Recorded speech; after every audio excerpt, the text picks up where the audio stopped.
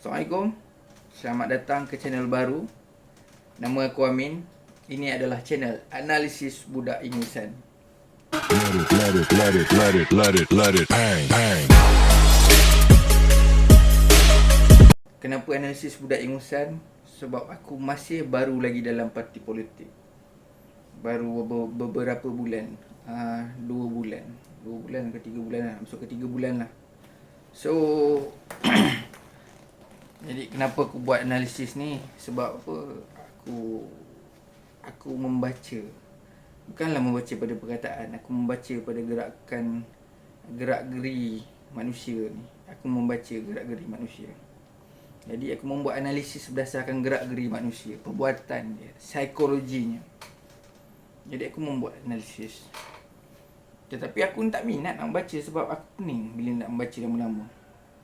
Sebab tu aku panggilkan analisis ni analisis budak ingusan. Dalam bahasa mudah dia, ini adalah analisis kepala tau. Yes, ini adalah analisis kepala tau. Jadi kita ni berjuang, masing-masing berjuang. Setiap manusia ni kat muka bumi ni berjuang. Tak kira lah dalam parti politik ataupun luar pada parti politik, kita berjuang. Perjuangan kita masing-masing ada perjuangan masing-masing. Ada yang berjuang nak letakkan makanan atas meja. Ada yang berjuang nak mendapatkan kewangan kekayaan yang melimpah ruah. Ada yang berjuang untuk menyampaikan ilmu. Ada yang berjuang untuk memastikan keselamatan semua orang. Perjuangan setiap manusia itu tetap ada dalam hati dia. Dalam diri dia mempunyai perjuangan. Termasuk dengan aku. Aku juga mempunyai perjuangan. Jadi selama ini, sebelum aku menyertai parti politik ni, perjuangan aku semata-mata sekadar cukup aku boleh kerja, boleh bagi anak bini makan, cukup lah. Tapi lama kelamaan aku sedar setelah melalui proses tu, perjalanan aku dalam perjuangan aku yang simple tadi tu, aku mulai sedar ada beberapa perkara yang aku tak boleh biarkan. Yang aku kena bersuara, yang aku kena sampaikan suara aku. Jadi aku mencari jalan.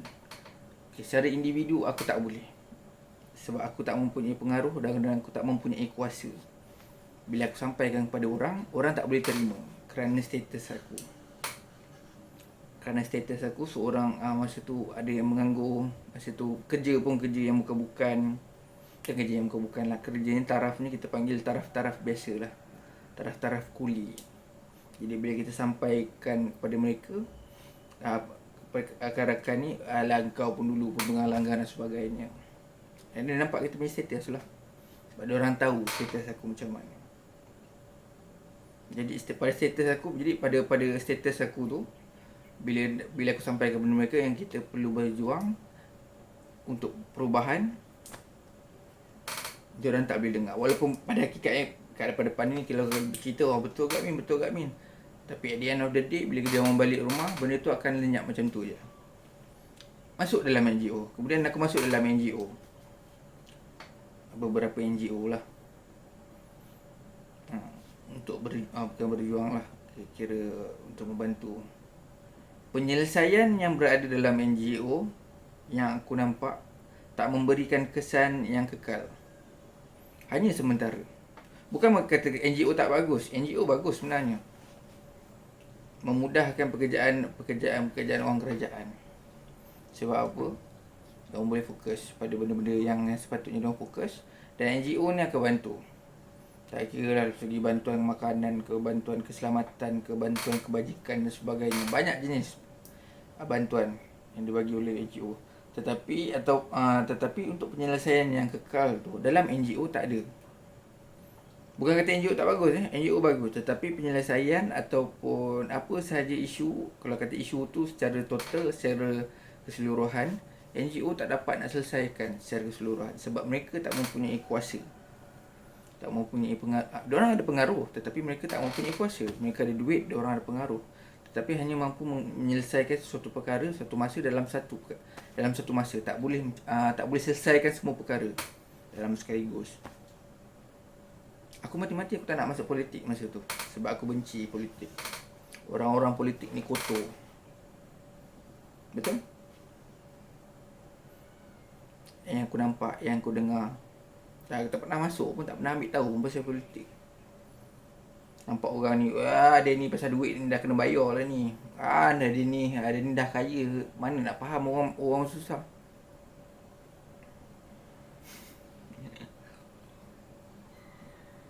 Betul. Aku tak rasa aku seorang macam tu lah. Aku rasa ramai macam tu. Nak pula bila Najib bagi duit BRIM lah, duit ni lah. Lepas tu Tan Sri Muhyiddin bagi, kita keluarkan EPF lah dan sebagainya. Bagus menteri ni, bagi duit dia bagus. Betul, time tu aku pun sama juga. Jadi kat situ aku cakap, kalau aku tak ada dalam politik, aku tak boleh bersuara.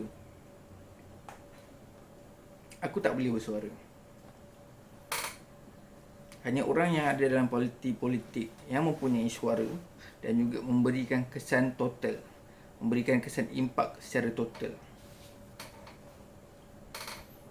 Jadi aku masuklah parti politik. Tapi sebelum aku nak masuk parti politik, aku buat kajian dulu. Dekat siapa yang aku rasa boleh berdiri betul-betul untuk rakyat. Yang betul-betul berdiri untuk rakyat. Aku cari. Cari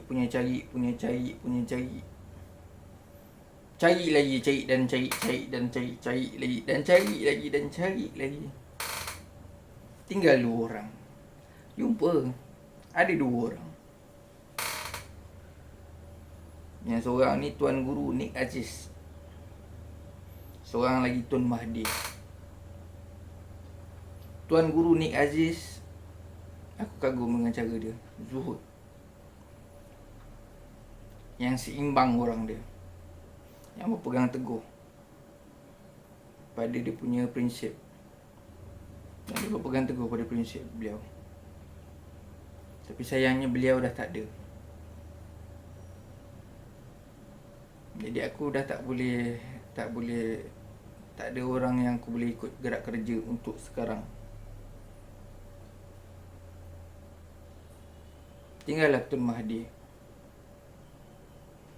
Tun Mahdi ni aku tak suka dengan cara dia dulu. Sebab aku duk dengar cakap orang, dia ni kejam, dia ni kuku besi, dia ni tu, dia ni macam-macam aku dengar. Aku pun jenis malas nak baca, aku dengar je lah. Bila dengar, lama-lama dengar, serap dalam hati. Bila serap dalam hati, nampak kebencian lebih daripada kebaikan. Manusia standard lah. 1000 kebaikan kau buat, 1 keburukan kau hapus semua kebaikan kau. Termasuklah apa yang jadi dekat Datuk Seri Najib. Dia ada banyak kebaikan yang dia buat. Dan keburukan yang dia buat tu betul juga, besar juga. Itulah manusia. Kan? Tapi kita ni, bukan kita, aku. Jadi pada aku ni tadi, nak mencari orang yang aku boleh berpegang untuk follow gerak kerja dia. Tinggal seorang je ni lah, Tun Mahdi bin Muhammad. Jadi sekarang dia ada kat mana? Dia buka parti pejuang.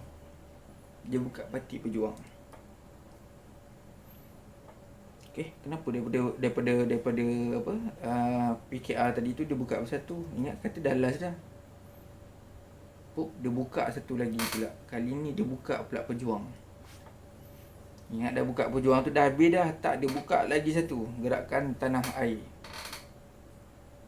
Di mana ada NGO dekat bawah dia. Aku cakap orang tua ni dah tua dah, kenapa masih lagi? Dah kaya pun dah kaya dah. Kenapa masih lagi bergerak lagi? Kenapa masih lagi berjuang lagi? Setelah beberapa kajian demi kajian demi kajian demi kajian, aku sedar aku sedar tu perkara. Beliau bukanlah orang yang bagi penyelesaian sementara. Dan penyelesaian yang beliau sediakan untuk rakyat Malaysia, bukan Melayu saja, rakyat Malaysia adalah secara sama rata. Tak kira lah kalau engkau ni Melayu, non-Melayu, kalau kau Islam atau non-Islam, peluang dibagi sama rata. Bantuan dia dalam bentuk ilmu, bantuan dia yang diberikan adalah bentuk peluang. Peluang sama rata. Peluang untuk mendapatkan orang kata mendapatkan peluang pekerjaan sama rata. Peluang untuk menaikkan taraf hidup sama rata. Tak ada perbezaan antara kaum dan juga agama. Itu yang aku nampak. Dia tak pernah ajar rakyat Malaysia dalam segi bentuk penyelesaian sementara. Sebab dia tahu penyelesaian sementara ini akan merosakkan mentaliti. Kalau kita nakkan sesuatu tu, penyelesaian, kita mesti nak yang kekal, betul. Kalau kita nak kaya selama-lamanya. Tak ada orang nak kaya hari ni je. Tak ada. Orang kalau nak kaya, dia nak kaya selama-lamanya. Sampai dia mati, sampai cucu cicit dia kaya. Betul tak? Kau tak payah jawab pun tak apa, aku tahu dah. Jadi, Tun, apa yang dia buat? Dia bagi kau, dia bagi kita, bukan kau je, kita, peluang sama rata. Termasuklah semasa dia jadi Perdana Menteri kali kedua. Dia bagi peluang sama rata. Faham? Tak faham? Tak faham maksudnya kau tak baca lagi tu. Peluang sama rata untuk kau berjuang. Peluang sama rata untuk kau berdiri. Tetapi bila kau bergantung kepada penyelesaian sementara, inilah yang jadi sekarang. Ini yang jadi sekarang. Bila kau nak berjuang, kau pun mempersoalkan, apa yang aku dapat? Apa yang kau akan dapat? Berjuang hanya semata-mata kerana penyelesaian sementara. Bila kita berjalan, bila aku tanya, takutlah aku bukan aku tak nak keluar. Bukan aku tak nak keluar lah, Min. Aku bukan tak nak keluar, Min.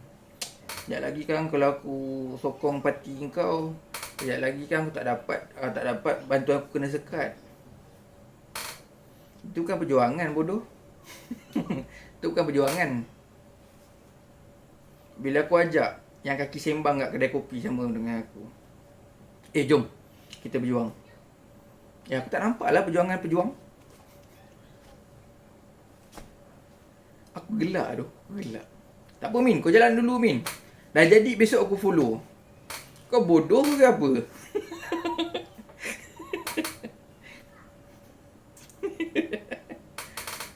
Tengok cerita Mak Kilau masing-masing. Wow, berderau-derau masing-masing.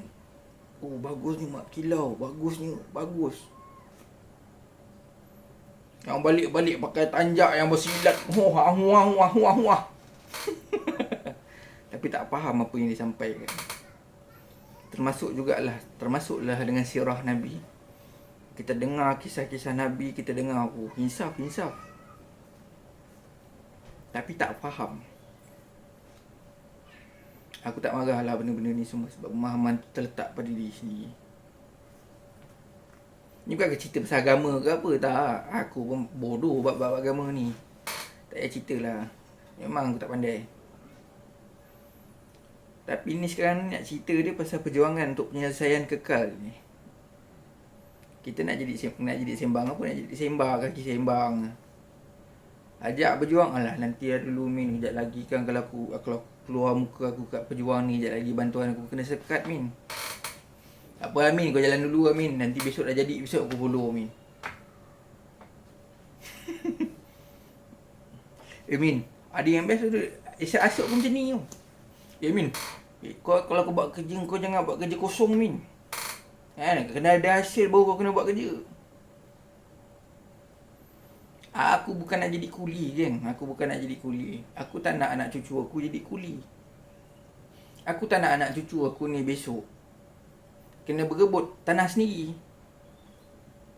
Aku tak nak anak cucu ni tak ada tempat, tak ada peluang sama rata. Jadi kalau kau bercerita dengan aku hari ni, perjuangan kau memerlukan duit, itu bukan perjuangan, bro. Itu hanya penyelesaian sementara. Cash is king. Bukanlah kata cash is king tu tak betul. Betul. Tetapi hanya untuk beberapa isu. Penyelesaian sementara.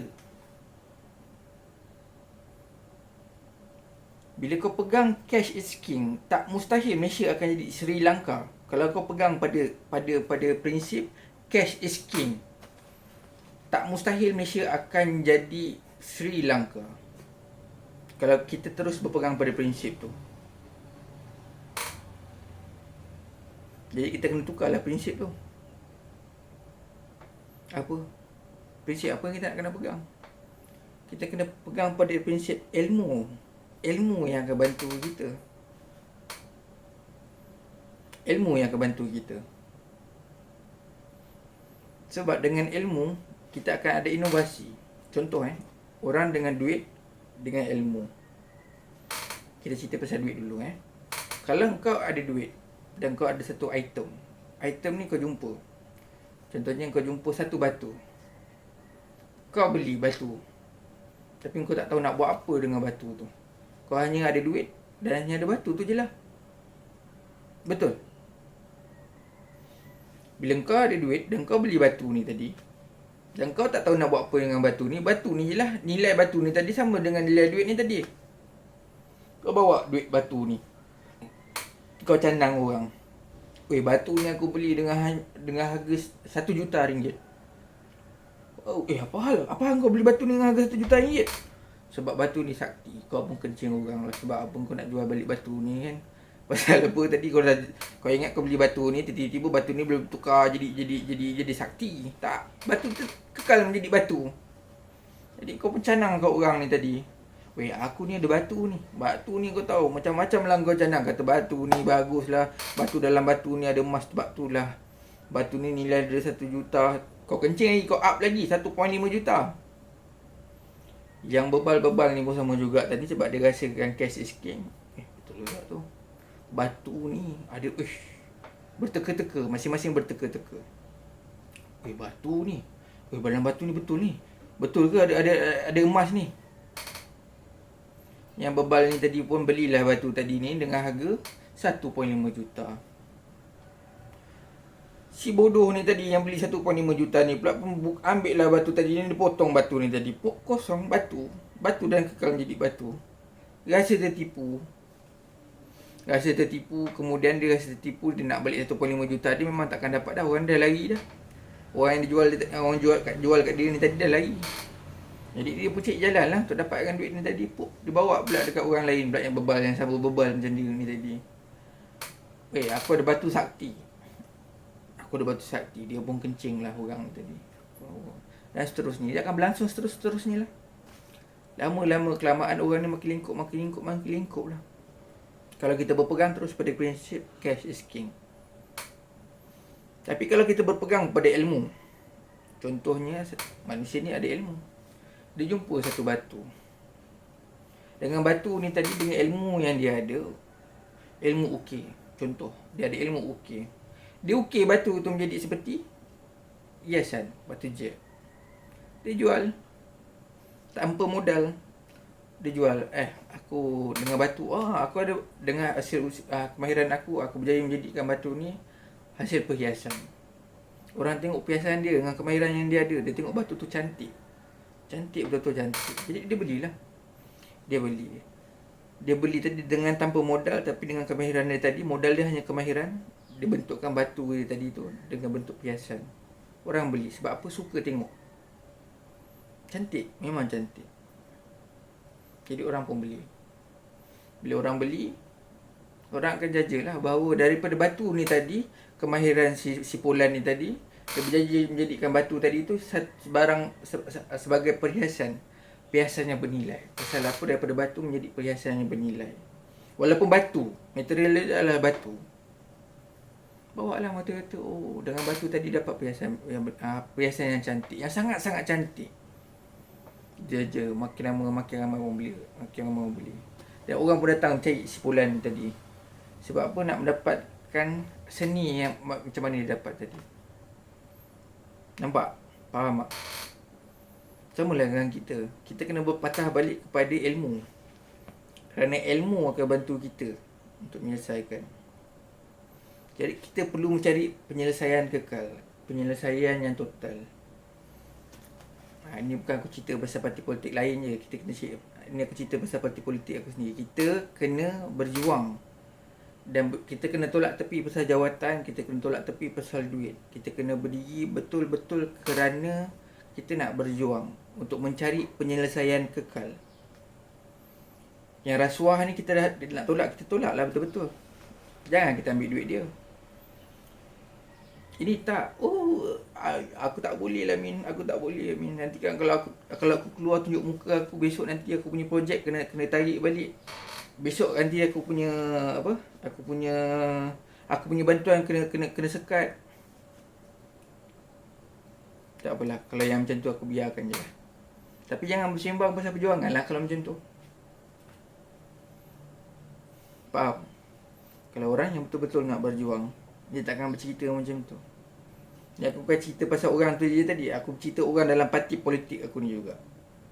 Sebab Tun Mahathir bergerak dengan cara dia. Gerak kerja dia bukan untuk mikro. Gerak kerja dia secara total. Semua peringkat dapat.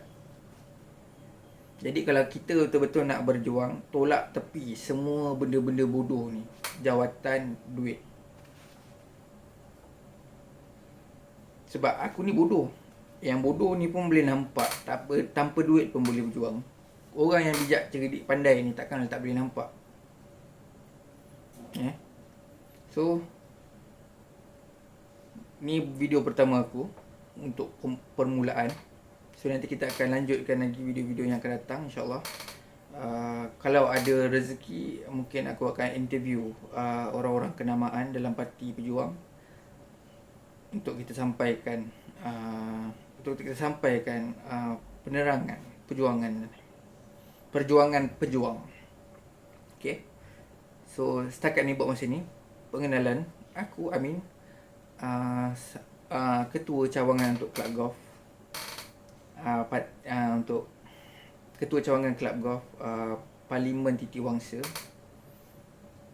Jadi kalau korang rasa betul-betul nak berjuang, jumpa aku dekat Mesan Desa Pandan. Aku biasanya ada dekat sana. Aku ada dekat sana. Aku tak kisah kau ni orang UMNO ke, kau ni orang BN ke, kau ni orang PAS ke, orang PKR ke. Aku tak ada isu dengan korang. Sebab parti tak salah, yang salah individu. Termasuk dalam parti aku. Parti tak salah, yang salah adalah individu. DAP aku tolak secara total, minta maaf. Aku tak akan bekerjasama dengan DAP. Parti-parti lain ni aku tak ada isu pun. Sebab secara kalau kita tengok secara keseluruhan, sebenarnya parti ni tak salah. Tetapi individu. Aku kekal dengan prinsip aku berjuang untuk rakyat. Aku nak berdiri demi rakyat. Tetapi aku tak ada kuasa dan aku tak ada pengaruh. Apa yang aku boleh buat, apa yang aku ada adalah semangat aku. Itu je yang aku ada buat masa ni. InsyaAllah aku akan pelan-pelan. Sebab cepat yang mampu aku untuk aku bersuara. Suara aku sampai kat mana tu, aku harap sampailah dekat tempat yang sepatutnya sebelum aku pejam mata. So cukup setakat ni buat masa ni dulu. Ini adalah video pertama untuk channel Analisis Budak Ingusan. Nanti bila ada input yang baru, aku akan buat video yang baru lah, InsyaAllah dalam masa dekat. Okay, penutup untuk video kali ini, kita perlukan penyelesaian kekal. Perjuangan penyelesaian kekal. Kerana ia bukannya satu perkara yang kita cari dengan bercakap sahaja. Kita perlukan gerak kerja untuk penyelesaian kekal. Penyelesaian sementara hanya sementara. Penyelesaian kekal ni adalah yang kita perlukan untuk era baru ni. untuk kemajuan yang sangat-sangat pesat ni, kita perlukan penyelesaian kekal. So ini permulaan dia. Ini adalah permulaan aku, dan aku harap ini adalah akan jadi permulaan korang untuk berjuang untuk mendapatkan penyelesaian kekal ni. So cukup untuk buat masa ni. Wabillahi taufiq wal hidayah. Assalamualaikum warahmatullahi wabarakatuh.